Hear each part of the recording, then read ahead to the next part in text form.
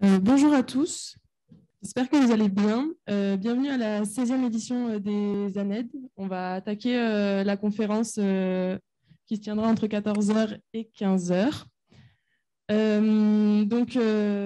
Moi, je suis Romane Martin, je suis membre du pôle ANED au B3D. Et du coup, je serai co-animatrice. L'animatrice est en distanciel face à l'écran, mais je vais présenter, on va dire, la conférence. Donc une conférence dont le thème est s'engager pour la biodiversité marine. Donc elle va porter sur les actions à mener pour s'engager efficacement dans la protection de la biodiversité marine. Elle va présenter des actions concrètes qu'on peut déployer pour sensibiliser l'opinion publique et elle va exposer certains abus et pratiques non durables qui sont effectués régulièrement en mer. Donc, comme vous le savez, l'école est engagée dans une démarche RSE depuis plusieurs années. Et donc, les ANED font partie des rendez-vous incontournables en termes de développement durable de l'école. Donc, sans plus tarder, je vais vous présenter Madame Élodie Pouet, ici, qui est coordinatrice du groupe toulousain de l'association Sea Shepherd et qui est donc malheureusement à distance aujourd'hui. Donc, avant de vous passer la parole, Élodie, je vais vous rappeler, donc la conférence, elle va se dérouler en 2 temps. D'abord, il y aura 45 minutes d'intervention et après, il y aura un quart d'heure de questions-réponses. Donc, vous pourrez poser vos questions. Je vois qu'il y a des étudiants aussi à distance qui pourront poser les questions via le chat. La parole vous revient. Super, merci. Est-ce que vous m'entendez bien, c'est bon? On vous entend, oui. Ok, super. Donc, bonjour à toutes, bonjour à tous. Je m'appelle Élodie Pouet. Je suis membre bénévole de Sea Shepherd France. Coordinatrice du groupe local toulousain et puis membre aussi bénévole au sein de l'association. J'ai 35 ans et j'ai rejoint Sea Shepherd fin 2015. J'ai participé à différentes campagnes. Je suis partie aux îles Féroé, je suis partie en mer à bord du Sam Simon pour l'opération Dolphin Bycatch qu'on mène au large des côtes françaises. Et je suis également partie sur l'opération Les Vents de la colère qu'on a montée cette année, qui lutte contre le développement anarchique des parcs éoliens offshore et pour alerter sur ces dangers. Voilà, ça c'est pour ce que j'ai fait au sein de Sea Shepherd. Au quotidien, je participe à différentes opérations de communication. Ça, on pourra en reparler un petit peu tout à l'heure. Et puis ce qu'on fait aussi au niveau du groupe local toulousain, on pourra en parler à la fin si ça intéresse certaines personnes. Donc protéger la biodiversité marine, c'est vrai que c'est quelque chose qui peut paraître assez abstrait parce que l'océan, c'est 70% de la surface de la planète. L'océan, c'est le principal support de vie de cette planète, c'est ce qui nous maintient en vie. Et donc tout ça, que ce soit... C'est le principal puits de carbone, c'est le plus grand régulateur du climat, c'est notre principal allié contre le réchauffement climatique, c'est notre principal fournisseur d'oxygène.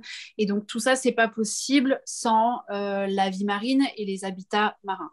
Et au niveau de l'océan, on a une interdépendance des espèces et le fait que ces espèces soient interdépendantes, si on touche à un maillon en fait de la chaîne et qu'on le met à mal, on va impacter tous les autres. Donc ça, c'est assez important à prendre en compte parce que c'est vrai qu'on sensibilise, nous, énormément avec des animaux qui sont très charismatiques et qui ont un fort capital sympathie. Ça peut être les baleines, ça peut être les dauphins. Et c'est vrai que certaines espèces n'ont pas de capital sympathie, pourtant elles sont essentielles à l'équilibre des océans. Et donc ça fait partie de nos défis. C'est vrai que quand on montre, par exemple, les massacres de dauphins aux îles Féroé, des massacres de globicéphales ou de dauphins à flanc blanc, je ne sais pas si vous avez vu dernièrement, aux îles Féroé, il y a eu un massacre de plus de 1420, c'était 1428 dauphins exactement à flanc blanc qui ont été massacrés. C'est le plus grand massacre de dauphins de toute l'histoire qui a jamais été documenté. On a publié les images et les vidéos puisqu'on est sur place pour documenter. Donc, c'est des images qui choquent, qui sont absolument ignobles, à juste titre. Et c'est vrai que là, c'est une partie qui est visible. Et on a toute une partie qui est invisible et puis une partie qui ne va pas particulièrement nous toucher parce qu'on ne va pas être très sensible au massacre des thons, au massacre des sardines, au massacre du cabillaud. Et pourtant, ces espèces sont fondamentales et sont essentielles pour l'équilibre des océans et donc pour notre survie. Sea Shepherd, c'est une ONG qui a été fondée à la fin des années 70 par le capitaine Paul Watson. Paul Watson, c'est le plus jeune cofondateur de Greenpeace et puis il décide de quitter Greenpeace parce qu'il n'est plus en accord avec le type d'action, il veut aller plus loin et donc il fonde la Sea Shepherd Conservation Society. On est assez connu pour nos actions coup de poing, nos actions directes, particulièrement les opérations dans le sanctuaire antarctique baleinier contre la flotte japonaise qui venait pour tuer les baleines. Il y avait dans le moratoire au niveau de la Commission internationale baleinière une interdiction de chasse commerciale à la baleine. Le Japon était un État membre et il avait signé ce moratoire, mais dans le moratoire, il y avait une petite coquille, c'est-à-dire que la recherche scientifique n'était pas interdite. Et donc, ils sont partis pendant des années dans le sanctuaire antarctique pour chasser les baleines en invoquant la recherche scientifique. Tous les États avaient parfaitement conscience qu'ils faisaient bien de la chasse. Et puis, nous, on est restés sur place pendant plusieurs années. On a filmé ces navires japonais. Tout le monde avait parfaitement conscience de ce qu'ils faisaient, mais troisième puissance mondiale, donc il y avait vraiment pas d'opposition. On a été la seule présence sur place pendant des années. Aujourd'hui, le Japon a quitté la Commission baleinière internationale et n'a donc plus le droit de se rendre dans le sanctuaire. Donc, on a ici, pour la première fois, le sanctuaire baleinier antarctique est devenu un vrai sanctuaire. Ça fait partie vraiment des plus grandes victoires de Sea Shepherd parce que pendant des années, on les a pourchassés, on leur a fait baisser les quotas, on leur a fait interrompre leur période de chasse. On a vraiment milité pour que ce sanctuaire soit un réel sanctuaire. Et donc ça fait partie des victoires. Et c'est une des opérations les plus emblématiques de Sea Shepherd. Parfois, quand on parle de Sea Shepherd, les gens ne connaissent pas particulièrement. Et puis quand on parle des opérations d'Antarctique, ça rappelle un petit peu notre logo, le Jolly Roger, qui est donc une tête de mort avec le sceptre de Neptune et puis le bâton du berger, puisque Sea Shepherd veut dire berger des mers. C'est un logo qui fait forcément parler, c'est le drapeau du pirate revisité. Et ça, c'est un petit peu la philosophie de l'association qu'a voulu Paul Watson. C'est il n'y a que des pirates pour arrêter des pirates. Et à partir de là, on va avoir cette philosophie qui est ce qu'on appelle, nous, l'agressivité non violente. On est agressif parce qu'on va être sur place physiquement, mais on va être non violent parce qu'en plus de 40 ans d'activisme, on n'a jamais blessé qui que ce soit. On a des actions qui sont coup de poing, on a des bénévoles qui, eux, se font bousculer et qui prennent forcément tous les risques. Mais on est vraiment dans cette non-violence qui est essentielle pour nous. On va donc travailler sur 3 axes. Le premier, c'est l'action directe, celui dont j'ai parlé un petit peu plus tôt, celui pour lequel on est le plus connu. C'est très clairement notre ADN, intervenir physiquement pour empêcher une pratique illégale, parce que c'est bien là la condition pour mener des actions coup de poing, c'est qu'en face, on doit avoir une illégalité. Et cette illégalité, quand elle n'est pas possible, on va passer par un deuxième axe d'action qui est d'aller documenter au plus près pour alerter, informer les médias, le grand public, mais aussi les politiques et essayer de faire bouger les lois. Il y a une frontière qui est très mince entre légal et moral, et ce qui est d'ailleurs légal n'est pas forcément moral et inversement. Des exemples en France, on en a énormément. Par exemple, sur les captures de dauphins. Donc en France, on tue en moyenne, on est sur des estimations scientifiques, plus de 10 000 dauphins par an au large de nos côtes avec des méthodes de pêche qui ne sont pas sélectives. Les pêcheurs français ont une obligation de déclaration. C'est-à-dire qu'ils doivent déclarer les captures de dauphins qu'ils font, ce qu'ils ne font pas, on pourra en reparler tout à l'heure. Mais par contre, ils n'ont absolument aucune pénalité et c'est tout à fait légal en fait en France de capturer des dauphins à partir du moment où on les déclare. Donc là, on est par exemple sur quelque chose qui est légal mais qui n'est pas moral. Et donc nous, notre but, c'est de faire évoluer les lois pour protéger ces espèces. Et le troisième axe sur lequel on va travailler, c'est sensibiliser, informer via des conférences. En école, on a des programmes pour les plus jeunes avec des sujets qui seront bien entendu...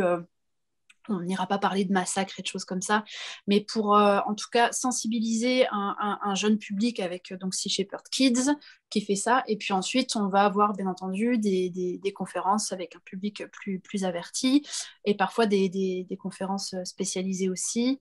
On est très actif sur les réseaux sociaux, bien entendu, et on a cette différence qu'on peut trouver avec d'autres types d'associations, c'est qu'en fait, on sensibilise sur nos actions, donc on montre ce qu'on peut faire concrètement. Et c'est très clairement le meilleur antidépresseur qui puisse exister, parce qu'on est dans un monde qui est très, très anxiogène, particulièrement en ce moment. On a peur de l'avenir et c'est normal, je pense que c'est même sain de s'inquiéter. Tous les warnings sont allumés, tout est au rouge. On nous parle d'effondrement, on nous parle de réchauffement climatique, d'effondrement des ressources, etc. etc. Et c'est vrai que c'est au quotidien, c'est très clairement angoissant. Et le meilleur antidépresseur qui puisse exister, c'est l'action. C'est d'être sur le terrain concrètement. On n'a pas la prétention de dire au sein de Sea Shepherd qu'on va sauver les océans. On montre en tout cas qu'on essaie, on va essayer de faire on fait tout ce qui est en notre pouvoir, mais on montre surtout une méthode. Alors c'est une méthode qui ne va pas séduire certaines personnes qui vont trouver ça beaucoup trop rentre dedans, beaucoup trop coup de poing, qui ne seront pas à l'aise avec ça, mais au sein de Sea Shepherd, on n'a pas de profil type, on a vraiment toutes les catégories d'âge, toutes les catégories socio-professionnelles. Et ça, c'est vraiment important de l'avoir à l'esprit. Moi, il n'y a rien qui me prédestinait à rejoindre Sea Shepherd. Je suis née dans le sud-ouest. J'ai un parcours qui est, entre guillemets, classique. J'ai fait une école de tourisme, ensuite j'ai fait une école de commerce, et puis j'ai travaillé pendant des années. Et puis un jour, c'est vrai que j'ai commencé à vouloir un peu plus, vouloir en tout cas m'intéresser un petit peu à ce qui se passait parce que j'étais interpellée par pas mal de choses. J'ai repris des cours de philosophie en candidate libre et puis j'ai commencé à assister à pas mal de conférences et je suis tombée sur une conférence de Paul Watson.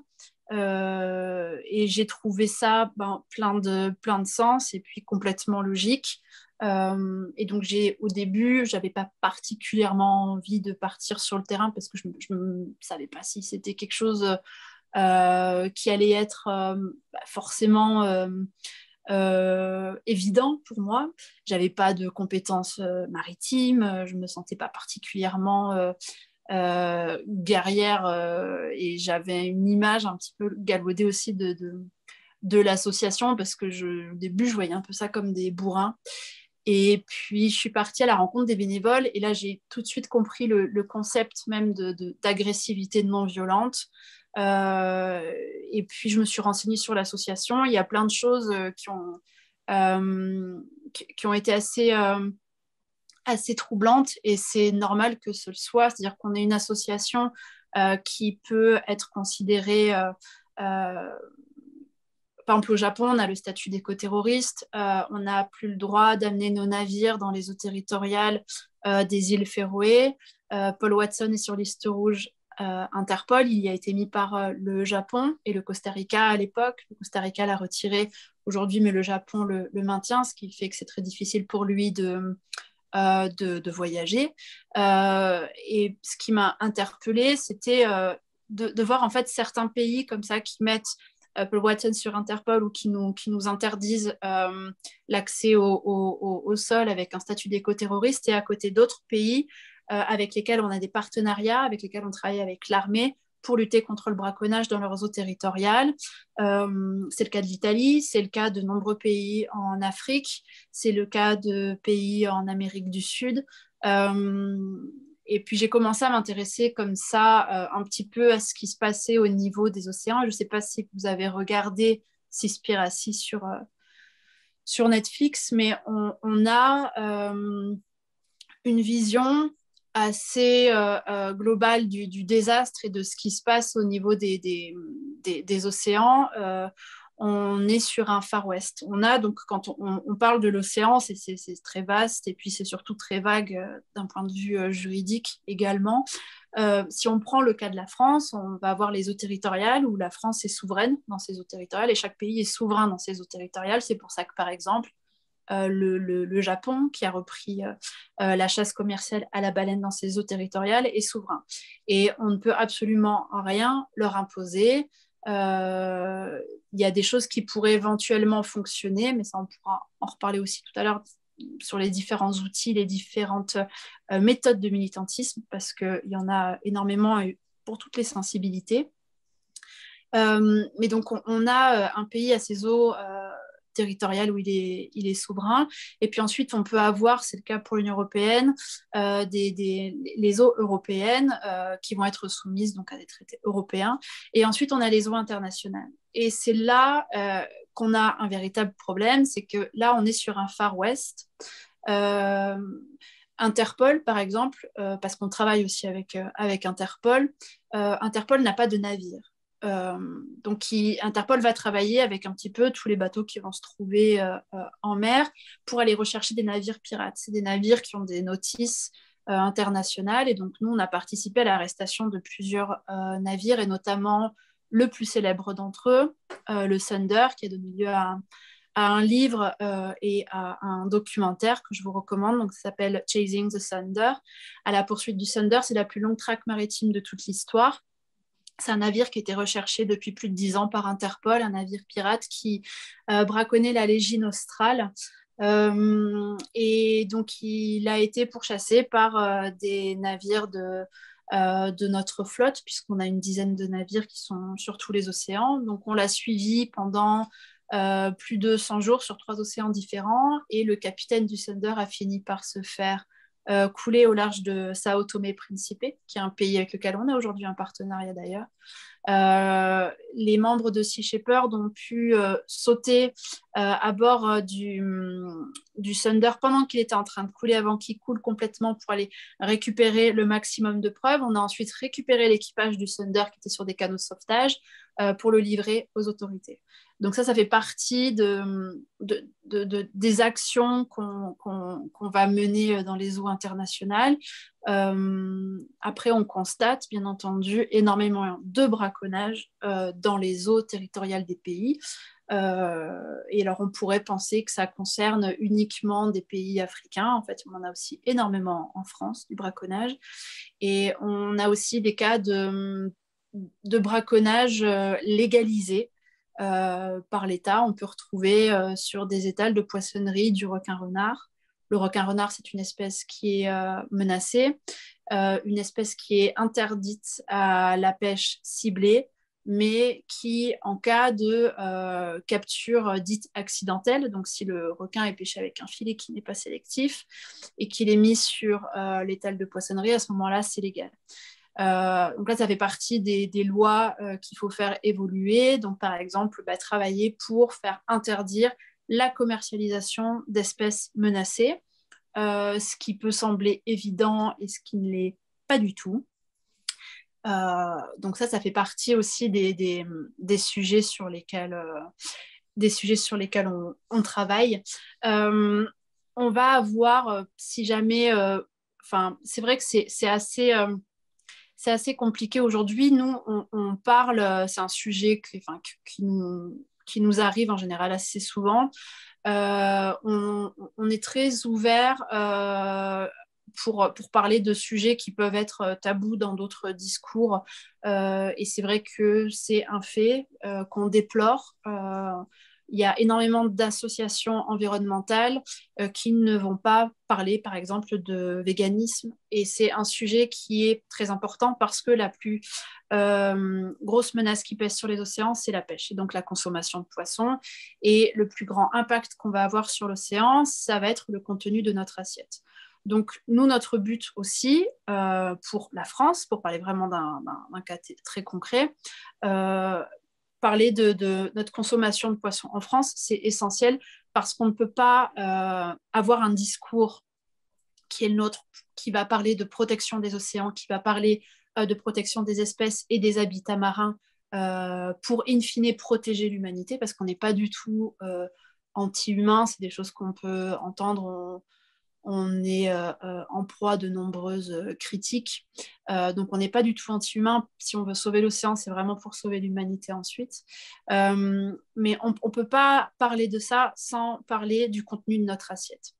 Donc, on nous demande souvent, est-ce que vous êtes du coup contre la pêche? Est-ce que vous êtes 100% tous complètement vegan? Est-ce que du coup, si une personne n'est pas végane, elle ne peut pas rejoindre l'association? Sea Shepherd est une association qui est végane, c'est-à-dire que pendant les campagnes et tous les événements de Sea Shepherd, la nourriture est végane. Maintenant, les personnes qui nous rejoignent ne sont pas toutes véganes. Chacun fait ce qu'il veut chez lui. À partir du moment où en fait, on est en accord avec le message qu'on va partager, libre à chacun de l'être. Si pour certains être végétarien ça suffit, et puis si pour certains manger du poisson occasionnellement c'est suffisant, chacun y va avec sa sensibilité. Donc on n'est pas une association anti-pêche, puisqu'on travaille justement avec des gouvernements, c'est le cas en Afrique. En Afrique, en fait, il faut distinguer, il y a deux types de pêche. Il y a la pêche dite de subsistance, c'est-à-dire que si ce pays n'a pas cette alimentation-là, il va avoir un problème de malnutrition parce qu'il n'a pas d'autres sources de protéines. C'est le cas de certains pays, notamment en Afrique, avec lesquels on a des partenariats. Et donc, on va les aider à lutter contre le braconnage dans leurs eaux territoriales pour leurs pêcheurs à eux. Et nous, on a ensuite une pêche qui n'est pas essentielle. Et le fait d'avoir du coup une consommation, des méthodes de pêche non sélectives pour au final un aliment qui n'est pas essentiel, on doit avoir la consommation la plus responsable possible. Et donc pour avoir cette consommation la plus responsable possible, on a différentes options. C'est bien entendu le véganisme, le végétarisme, ça va régler une grosse partie du problème. Mais si on souhaite continuer à manger du poisson, c'est comment être au courant, comment vraiment savoir quand on va faire ses courses, quelles sont les méthodes de pêche qui vont être les plus sélectives. Est-ce qu'aujourd'hui en France on peut trouver du poisson qui est issu de pêcherie sélective? Est-ce qu'on peut faire confiance au label, etc., etc. Donc ça, c'est un sujet qui est vraiment capital parce qu'on aura beau faire toutes les vidéos avec les images les plus impactantes, avec une super musique derrière, avoir les meilleurs discours, de superbes citations et vraiment sensibiliser et marquer les gens. Si en fait derrière, on ne parle pas de notre consommation, qui est la principale menace qui pèse sur les océans, on passe à côté d'un sujet qui est très très important. Donc c'est pas du tout mon but de vous convertir ou de vous dire il faut absolument devenir végane, c'est juste de faire le lien en fait entre votre assiette et l'océan. On a on va dire une économie qui fonctionne avec une croissance, et la consommation en fait partie. Et c'est vrai que quand on va faire nos courses, les rayons en poisson, alors il n'y a pas que le rayon poissonnerie, il y a aussi tous les produits à base de poisson, et donc là c'est complètement fou en termes de tonnage, de débarquement, de ce qu'on va trouver sur les différents rapports. Si on prend par exemple le cas de l'Ifremer ou autre, on a accès, les données sont publiques, sur le tonnage de débarquement. Et par exemple, si on prend le cas du requin-renard, c'est plus de 35 tonnes qui sont débarquées uniquement des eaux du golfe de Gascogne. Et c'est vrai qu'il faut en avoir conscience. Quand on parle de pêche en France, on parle souvent de pêche industrielle et pêche artisanale. Nous, on ne va pas du tout non plus avoir cette vision-là, parce qu'un bateau, pêche artisanale, ça va être le nom du maître du bateau, mais on ne va pas parler du filet. Est-ce qu'on est sur un engin de pêche qui est sélectif ou pas? Combien de mètres de filet? Où ce filet va-t-il être déployé? Est-ce qu'on va être en présence d'espèces menacées? Est-ce qu'on va être en présence d'espèces protégées? Comment aujourd'hui on peut rendre en fait la pêche plus transparente? Et ça, c'est très clairement le défi qu'on a en France, parce qu'on est sur un secteur qui est très opaque. Pour l'illustrer, on va parler de l'opération Dolphin Bycatch. Donc, Dolphin Bycatch, c'est une opération qu'on mène depuis plusieurs années maintenant au large des côtes atlantiques françaises. On est dans le golfe de Gascogne. Dans le golfe de Gascogne, on a un peu plus de 45 000 km de filets qui sont déployés toutes les 24 heures. Donc, c'est l'équivalent de la surface du tour de la planète, ce qui est complètement hallucinant. On va avoir différentes flottilles de pêche, essentiellement des pêcheries françaises. Et quand on a commencé cette opération, en fait, on retrouvait des dauphins échoués, et l'Observatoire Pélagis, qui est l'observatoire d'observation des cétacés en France, nous a alertés et a constaté des pics d'échouage qui devenaient de plus en plus importants. Sur ces dauphins échoués qu'ils ramenaient, ils constataient des lésions, des marques de filets. On est sur des mammifères, donc les ventres étaient bleus, noirs, c'est des hémorragies, c'est les poumons qui explosent. Donc ça, c'est dû à une agonie en profondeur quand il y a une capture dans un filet. On a commencé à en discuter, et puis les pêcheurs ont dit, nous, on ne prend pas de dauphins. Donc on a lancé l'opération, on est parti en mer et on a ramené les premières vidéos, les premières images de capture de dauphins. Donc à partir de là, ils ont plus vraiment pu nier. Au début, on ciblait uniquement les chalutiers en bœuf, donc c'est 2 navires qui tirent un filet. Et on pensait que c'était uniquement ces méthodes de pêche qui étaient vraiment les plus impactantes, et à aucun moment on pensait que ça allait être les fileyeurs, puisqu'il y a un peu plus de 400 fileyeurs dans le golfe de Gascogne, et il y a une dizaine de paires de chaluts. Et puis les échouages en fait continuaient. Et puis au niveau des marques, ça correspondait pas vraiment avec des marques de chaluts. Et donc là, on s'est dit, mais les fileyeurs sont forcément impactés. Les fileyeurs disaient que non. Et puis on a ensuite continué l'opération et on a filmé des fileyeurs en train de capturer des dauphins dans leurs engins de pêche. Et donc là, à partir de là, ils ont ensuite dit que c'était pas eux, c'est que c'était les Espagnols. Et au début, on floutait, nous, les immatriculations des navires sur toutes les vidéos qu'on publiait. Donc à partir de là, on a dit, bon, au début, ils disaient que c'était pas eux. Ensuite, bon, d'accord, il peut y avoir des captures, mais c'est pas nous, c'est les Espagnols. Donc à partir de là, on a commencé à arrêter de flouter. Il y a eu une énorme colère de certains pêcheurs, pas de tous, parce qu'on a aussi beaucoup de pêcheurs qui sont des lanceurs d'alerte particulièrement efficaces et qui nous contactent et avec lesquels on peut échanger et discuter, et qui nous alertent notamment sur des choses qui peuvent paraître complètement folles en 2021 et bientôt en 2022, mais par exemple un marché noir de viande de dauphin en France.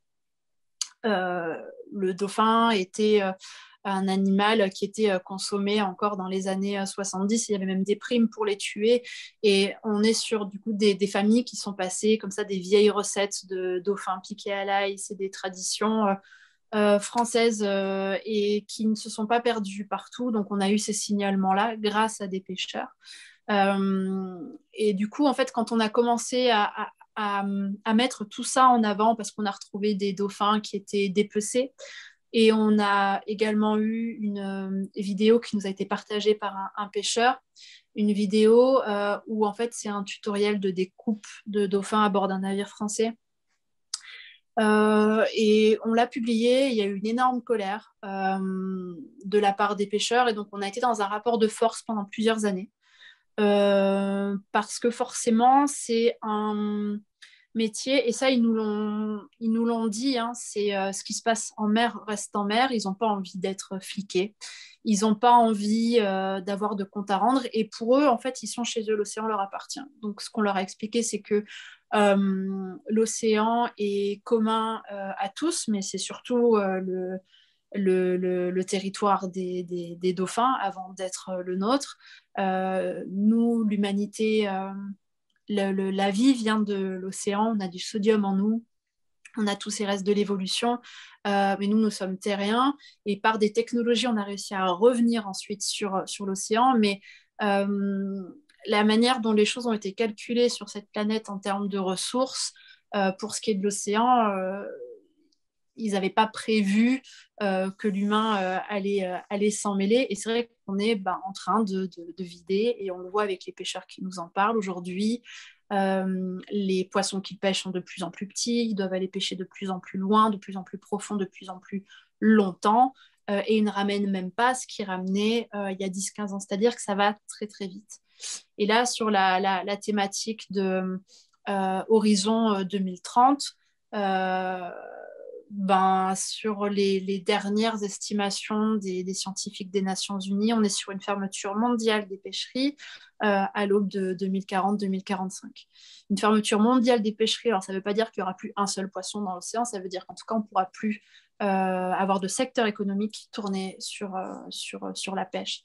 Et ça, certains pêcheurs l'entendent et du coup comprennent nos actions et sont avec nous, et on peut travailler avec eux sur la problématique des dauphins qui, in fine, est là pour parler de la problématique de l'opacité de la pêche en France, et pour parler du manque de contrôle, parce que c'est bien ça le problème. On est sur des estimations scientifiques à plus de 10 000 dauphins échoués, à plus de 10 000 dauphins tués au large des côtes. C'est 1000, un petit peu plus de 1000 qui s'échouent, et avec les estimations scientifiques, on a plus de 10 000 dauphins tués au large des côtes françaises. Donc c'est des chiffres qui forcément font froid dans le dos, parce qu'on est souvent à parler des Japonais et des Féringiens, mais c'est vrai qu'on en tue plus, on est un des pays qui tue le plus de dauphins avec nos méthodes de pêche non sélectives, et il s'agit de lutter contre ça. Et sur les différentes mesures qu'on a demandé à mettre en place au niveau du gouvernement, puisqu'on a des échanges aussi au niveau des cabinets ministériels, de différentes réunions avec les professionnels de la pêche et avec les responsables politiques. On a porté plainte contre la France au niveau européen et national, et on a réussi à la faire condamner. Les mesures sont toujours insuffisantes, donc la France sera à nouveau condamnée. Les mesures qu'on a demandées vont profiter à énormément d'espèces, et pas uniquement les dauphins, mais c'est une fermeture spatio-temporelle sur certaines, donc sur les zones les plus concernées au moment de l'année où on a les pics d'échouage, fermeture spatio-temporelle. On a des fonds européens dédiés à la pêche qui peuvent complètement servir à dédouaner les pêcheurs qui devront rester à quai, puisque le but n'est pas de déplacer l'effort de pêche sur une autre zone. Et ce qu'on demande aussi en termes de contrôle, parce qu'il n'y en a pas, c'est le remote monitoring. C'est un système de caméra qui est installé au niveau du filet qui remonte. Et ça permet de contrôler ce qu'il y a dans le filet. Ça se fait en Australie, ça se fait au Danemark, ça se fait à Hawaï, ça se fait aussi au large du Texas. C'est particulièrement utile pour pouvoir contrôler ce qui se passe quand on a comme ça des espèces protégées. Et parce qu'aujourd'hui, la protection dont bénéficient les dauphins, c'est uniquement une protection de papier. Il n'y a absolument rien qui est fait par le gouvernement pour réellement, concrètement protéger les dauphins. Et c'est pour ça que l'État a été condamné. Donc ça, c'est l'opération Dolphin Bycatch, c'est une très, très grosse opération qu'on a en France. Sur les mesures là, qui ont été mises en place par le ministère de la Mer, elles sont complètement insuffisantes. C'est pour ça qu'on reporte plainte. Mais c'est uniquement... en plus de lutter pour la protection des dauphins, c'est vraiment mettre en lumière un secteur qui est complètement opaque. Et quand on lance des opérations et qu'on va faire nous-mêmes du repérage dans les grandes surfaces ou autres, on se rend compte à quel point il est compliqué de réellement concrètement choisir son poisson pour un consommateur qui voudrait faire attention sans avoir à arrêter sa consommation. Et c'est vrai que c'est très, très difficile. Donc, c'est vraiment de lutter pour ça. Sur les autres opérations qu'on a en France, on a l'opération, donc les vents de la colère. C'est une opération qu'on a montée cette année, qui est vraiment récente. J'en ai parlé très rapidement tout à l'heure. C'est sur... ça porte sur le développement complètement anarchique qu'on en entend de plus en plus parler des parcs. Donc ça, c'est leur sémantique, hein, parc éolien offshore. Donc on n'est absolument pas sur des parcs, on est clairement sur des usines au large, encore une fois, des côtes françaises. C'est des usines éoliennes qui sont placées à proximité de zones protégées, voire en plein milieu de certaines zones protégées, sur des parcours migratoires d'espèces parfois en danger critique d'extinction, en plein milieu d'espèces protégées. Et donc, ça a été le but, c'est vraiment d'alerter sur cette industrie éolienne, lever encore une fois le voile sur l'opacité, parce qu'on est encore une fois sur quelque chose de très opaque, et on s'attaque en plus à un symbole de lutte contre le réchauffement climatique, tel qu'il est décrit sur le papier. Donc on a monté tout un dossier, et puis d'ailleurs c'était également le sujet de l'émission qui s'appelle Dossier tabou, il me semble que ça s'appelle comme ça, avec Bernard de la Villardière samedi dernier. Donc si c'est un sujet qui vous intéresse, comme on n'a plus beaucoup de temps, c'est un sujet qui est très très large, je vous invite à le consulter. Et on a également fait un dossier sur cette opération qui est disponible depuis notre site internet, mais aussi les réseaux sociaux. L'autre opération qu'on a en ce moment, donc c'est une opération française, mais qui ne se passe pas en métropole, qui se passe à Mayotte. Mayotte, c'est le plus jeune département français, c'est aussi le plus oublié, le plus délaissé. Et donc l'opération Nyamba est une opération de lutte contre le braconnage des tortues. Là, on est sur des opérations d'action directe qui sont concrètes. C'est lutter contre le braconnage des tortues. Comment on le fait? En fait, on patrouille sur des plages. Quand les tortues reviennent pour pondre, c'est là qu'elles sont le plus vulnérables au braconnage. Elles se font braconner pour le marché noir de la viande là-bas. Et donc, le but, c'est de veiller les tortues jusqu'à ce qu'elles puissent regagner l'océan. C'est une des campagnes les plus dangereuses et puis les plus fatigantes surtout de Sea Shepherd, parce que c'est des heures et des heures et des heures de marche pour accéder à certaines plages. C'est assez stressant, on n'est pas armé comme n'importe quelle ONG, et on est face à des personnes qui, elles, le sont. Donc il y a forcément un risque. Ce qu'on constate, c'est qu'à partir du moment où on est sur place, il n'y a pas de braconnage sur les plages qu'on surveille. Et donc, encore une fois, on porte plainte contre l'État pour inaction. Et puis, en fait, il y a le simple fait d'avoir une présence sur place permettrait de lutter contre le braconnage. Donc, il est censé y avoir une présence sur place, mais bien entendu, les éco-gardes et autres ne le sont pas. Et c'est comme c'est énormément d'argent public qui est investi pour ces protections-là, on demande voilà, où va l'argent. Voilà pour les différentes opérations. Pour en savoir plus, avant de passer à vos questions, pour en savoir plus sur l'association, on est présent sur les réseaux sociaux. Donc, je vous invite à aller voir tout ça, et puis notre site internet également. Voilà. Je ne sais pas si du coup on peut passer aux questions maintenant.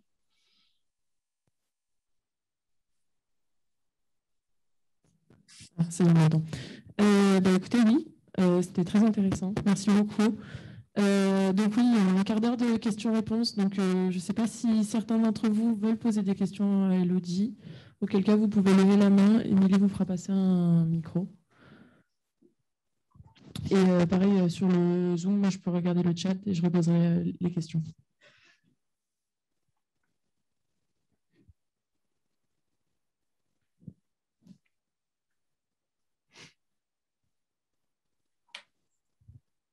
Bonjour.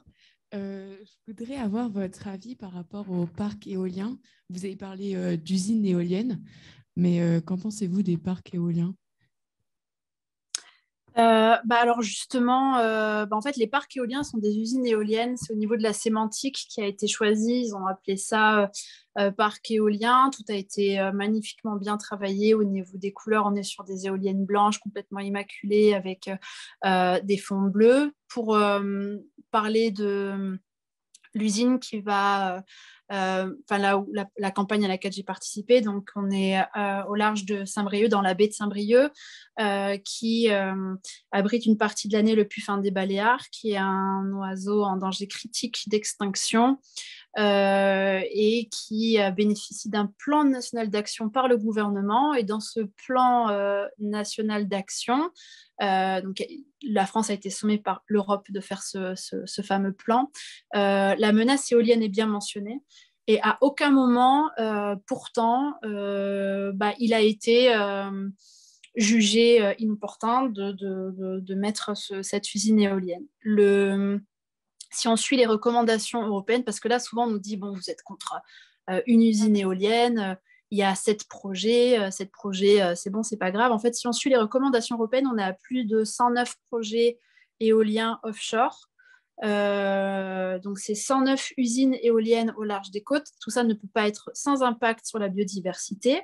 L'océan étant notre principal allié pour lutter contre le réchauffement climatique, aller le mettre en péril est un non-sens. Et le Conseil national pour la protection de la nature, le CNPN, donc on est sur les plus grands experts, se sont autosaisis du dossier. Une autosaisine, c'est-à-dire qu'en fait, il dépend du ministère de la Transition écologique.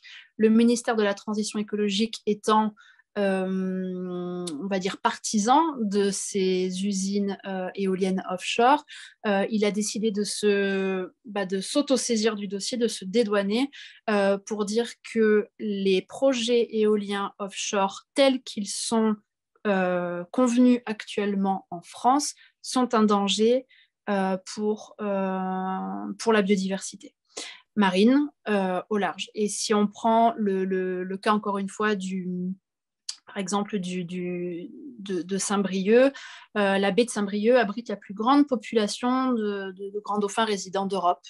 Et voilà, ça fait partie des... En fait, quand on voit tout ça, quand on sait qu'il y a eu des dérogations de destruction d'espèces protégées et d'habitats, c'est déjà la confession qu'on sait qu'il va y avoir un impact. Et ce qu'on demande, encore une fois, c'est de la transparence et de l'honnêteté, des études d'impact indépendantes, parce que les études d'impact ne sont pas indépendantes, c'est les industriels qui les font, qui font appel à des cabinets qui, du coup, ne veulent pas perdre les contrats. Et on a discuté avec pas mal d'employés de bureaux d'études Et c'est vrai qu'il n'y a absolument aucune indépendance de ce côté-là. Et sur le projet, encore une fois, de Saint-Brieuc, il est conduit par le groupe Iberdrola, El Marin. Iberdrola, c'est un groupe espagnol qui a été condamné cette année par la justice espagnole pour corruption de hauts fonctionnaires, chantage, etc., etc. Enfin, des dossiers, des procès, des condamnations qui, encore une fois, font qu'on se pose la question de comment un groupe comme Iberdrola a pu avoir accès à à cette zone pour construire son usine éolienne alors qu'il n'était même pas lauréat de l'appel d'offres. Donc c'est un petit peu toutes ces questions-là qu'on se pose qui sont complètement légitimes. Et vu que c'est un sujet qui est très, très tendance, et c'est vrai que Barbara Pompili le dit, la majorité des Français sont pour les éoliennes. La vérité, c'est que la majorité des Français ne sait pas ce que sont vraiment les éoliennes, ce qu'elles représentent et le danger qu'elles peuvent avoir parce qu'il n'y a aucune transparence sur ça. Et c'est ce que nous, on souhaite mettre en avant aujourd'hui avec cette campagne.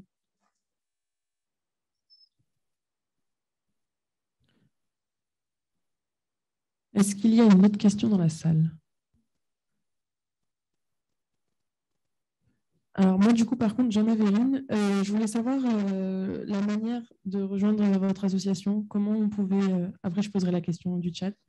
Mais oui, comment on pouvait rejoindre Sea Shepherd si Alors, il y a... dans la salle intéressée? Il y a énormément de manières de rejoindre Sea Shepherd. On peut rejoindre un groupe local, on peut décider de partir directement sur une campagne, on peut aider si on a des compétences qui peuvent être utiles, si on est bon en informatique, si on a des compétences graphistes, si on est bilingue et qu'on veut aider pour faire de la traduction.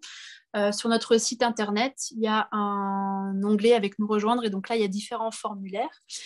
Si parmi les personnes qui sont là aujourd'hui, il y en a qui souhaitent rejoindre le groupe local de Toulouse ou du moins avoir des informations sur comment ce qu'on fait sur Toulouse et où il y a juste un mail à envoyer donc à gl comme groupe local gl.toulouse@seashepherd tout attaché .fr. Et puis pour information, on sera aussi samedi matin à partir de 9h au jardin Mon Plaisir à Toulouse avec des bénévoles du groupe local et les bénévoles présents sont des bénévoles qui sont partis sur le terrain, qui ont fait différentes campagnes. Donc si certains sujets vraiment vous intéressent, vous pouvez aussi aller à leur rencontre samedi matin. Voilà.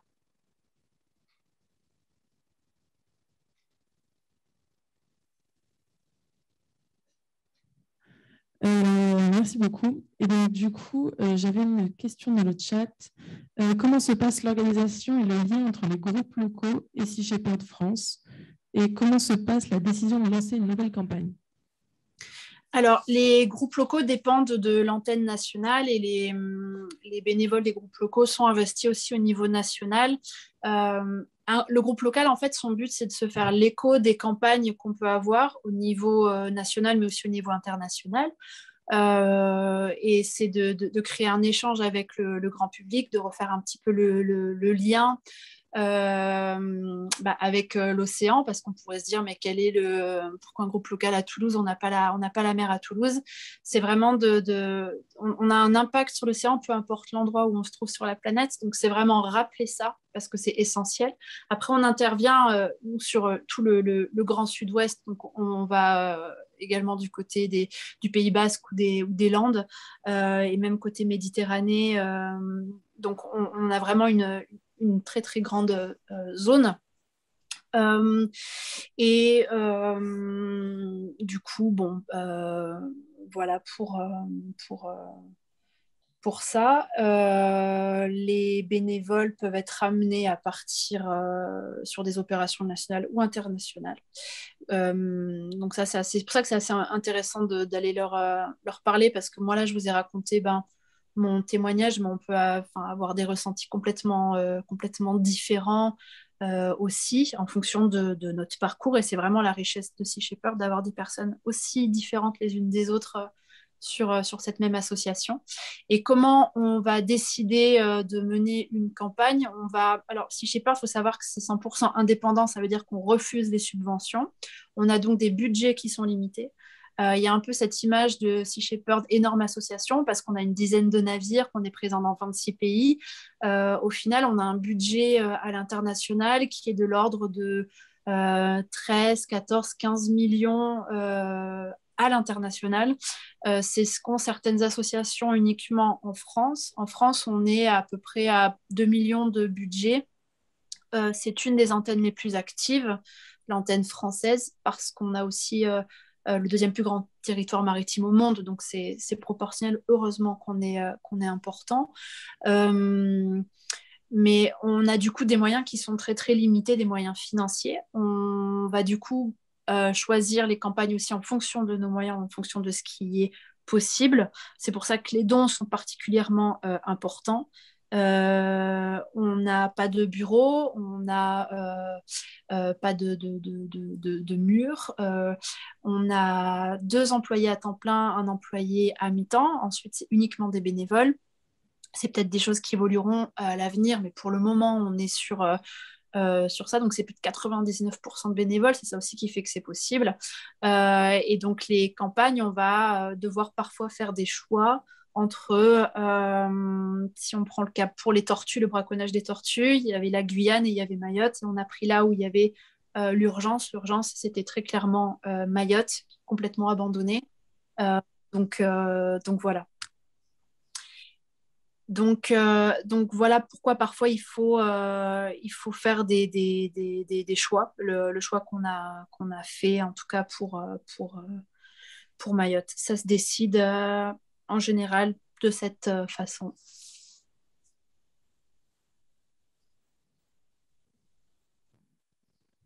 Alors, je ne sais pas s'il reste une dernière question dans la salle.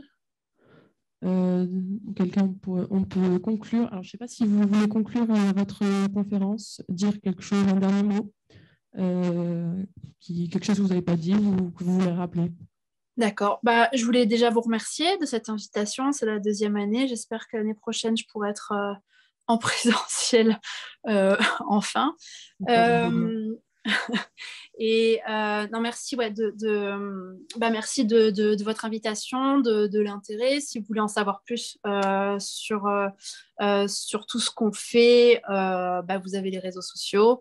On n'est pas du tout des écoterroristes, on n'est pas des personnes violentes. On a vraiment à cœur de protéger le vivant. Voilà, ça peut sembler bête, mais c'est vraiment notre but. On est vraiment des personnes passionnées par ce qu'on fait. Il y a plein de militantisme possible. Et donc, sur les réseaux sociaux, par exemple, aujourd'hui, on a lancé une campagne qui pourra devenir une campagne de boycott. Mais par exemple, sur les îles Féroé, en fait, on vend énormément de poissons originaires des îles Féroé en France. Et donc là, on a lancé une campagne et tout le monde peut participer si jamais vous le souhaitez pour voir un petit peu d'autres modes d'action.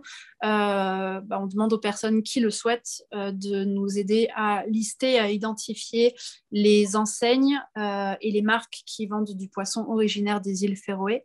C'est quelque chose qui est très important parce que ça fait plus de 30 ans qu'on lutte contre ces massacres de dauphins et les Féroé ne plient pas. Et donc, la pêche, c'est 95% des exportations des îles Féroé, c'est plus de 20% de leur PIB.